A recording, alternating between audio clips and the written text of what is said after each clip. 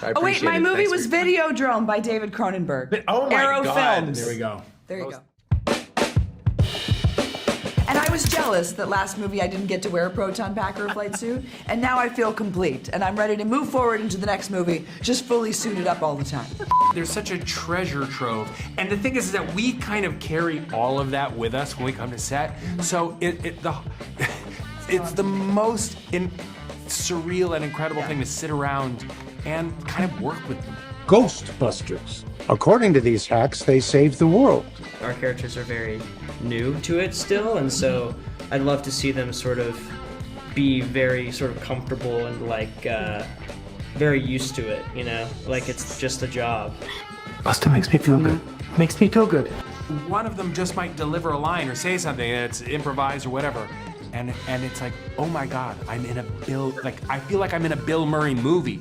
It was very interesting and fun to be able to play Phoebe losing her mind, trying to figure out what to do, and making new friends and connections.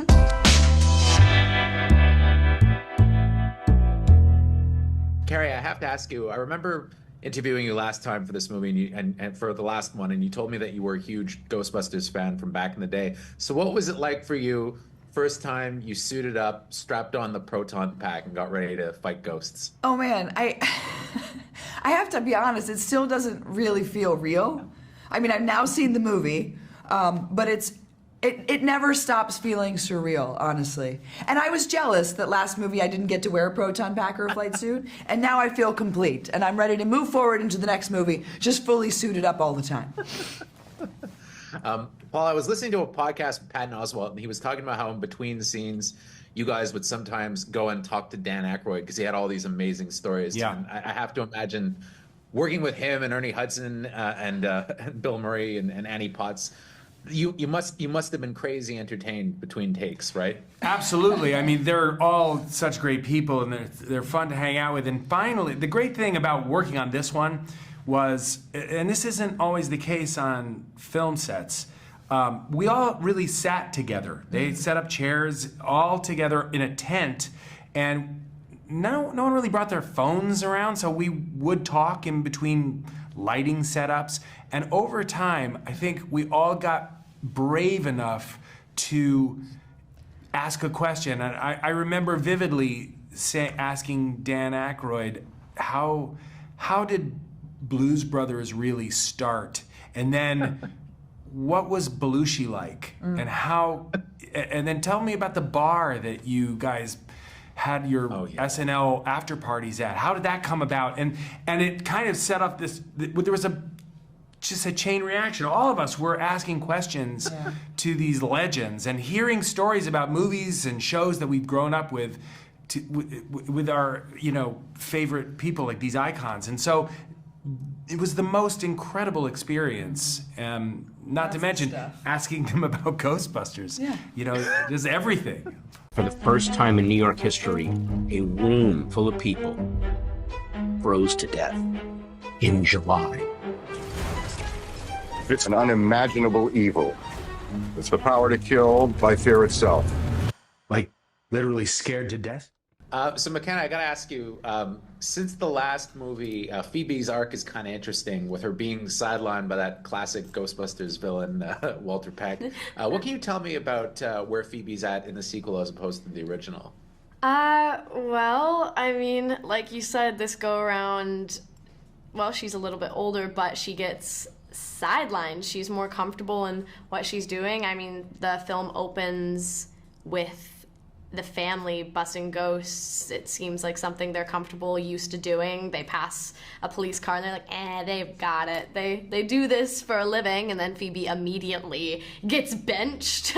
And so her entire arc is just kind of figuring out, what do I do with myself? How do I continue to do what I love? How can I prove myself to people who, don't really... It's not that they don't believe in her, but won't let her do what she's good at because of her age. So it was very interesting and fun to be able to play Phoebe losing her mind, trying to figure out what to do, and making new friends and connections. Nice. And Ben, I have to ask you, you get to do one of the iconic Ghostbusters things here, getting slimed by Slimer. So what can you tell me about that day? It was great. It was the first day on set, so it kind of like it set the tone of I feel like the rest of the shoot, and that was so fun. It was like I had to get sort of slime squibbed, and it was super fun. It was all like practical, and obviously other than like Slimer flying around, which is impossible. It was it was a really fun day. I've been waiting 40 years for this.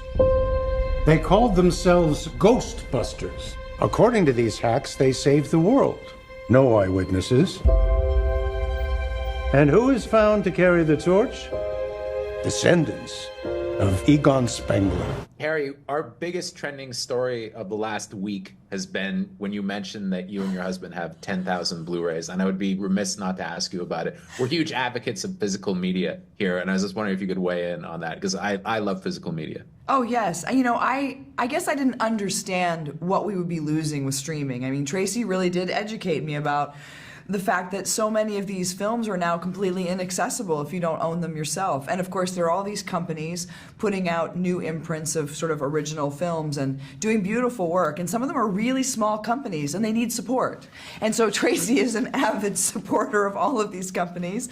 And we've amassed this incredible collection. Like I say, he's kind of a sick man. But I've really come to value it. And I've learned a lot about film just because of the collection in my own basement. And one of the amazing arrangements of our marriage is that I go down there with him and he chooses what we watch, and I never decide. So every night for me is a surprise. It's like not knowing the gender of your child. It's amazing. It's so It's fun. a good one. What was the last thing you watched? Oh my gosh, he's gonna kill me because he's like, what did we watch last night? I'm like, I tweeted it. What was the last thing I tweeted? Oh. Because I was home a couple days ago. I gotta look at my Twitter feed. I can't remember because I've now been on press junket days. Paul, one question for you. So let's say the these movies are kind of geared towards bringing in a new generation of Ghostbusters fans. So presumably these people are going to go back and they're going to watch the old Ghostbusters movies. After they watch those, if they wanted to watch any Dan Aykroyd or Bill Murray movie, which one would you say would be the next go-to for them to watch? Oh, man. Putting you on the spot. I know. Yeah, I mean, that's a real I love so many of them. I might say Stripes because of also the Harold Ramis connection there. Sure. I mean, you could also do Groundhog Day because of the Ramis connection there too. But I'd be like, or Caddyshack. I mean, my God, there's so many. It's impossible to say. You know, like God, and with Aykroyd, Blues Brothers obviously is such a major. All the old SCTV stuff though is so funny. Oh yeah, That's great stuff. Well, you've got all that. Then you can say, like, you like Rick Moranis? You think he's funny? Look Oh at my God, this. Rick And I mean, They're the best.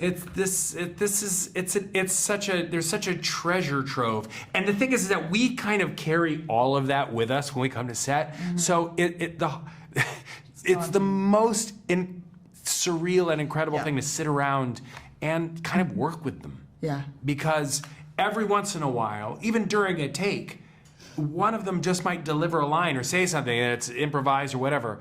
And it's like, oh my God, I feel like I'm in a Bill Murray movie. Not just like working with him, but the way he'll say something with a proud of you now, proud of you then, proud of you now. Like he says something about Dan Aykroyd's Or an character. Annie Potts line delivery, which I love. And it's just like a blast from the past. It's like, that is exactly the guy who said that in Caddyshack. Or that's the guy who said it in Blues Brothers. You hear the intonations. And it's like, and in those moments, you just turn into like a 10-year-old and it's just electric. Buddy, you just hit the jackpot. What is it? Better question is, what's inside of it?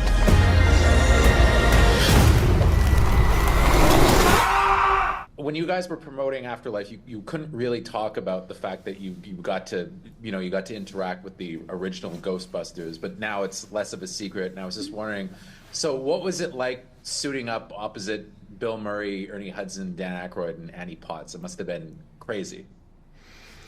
Yeah, I mean, you it's so, I don't know. You never get used to it. You never get used to it. It's really incredible. And to be like among them with the costume on and everything is is like it's an honor, but it's super surreal.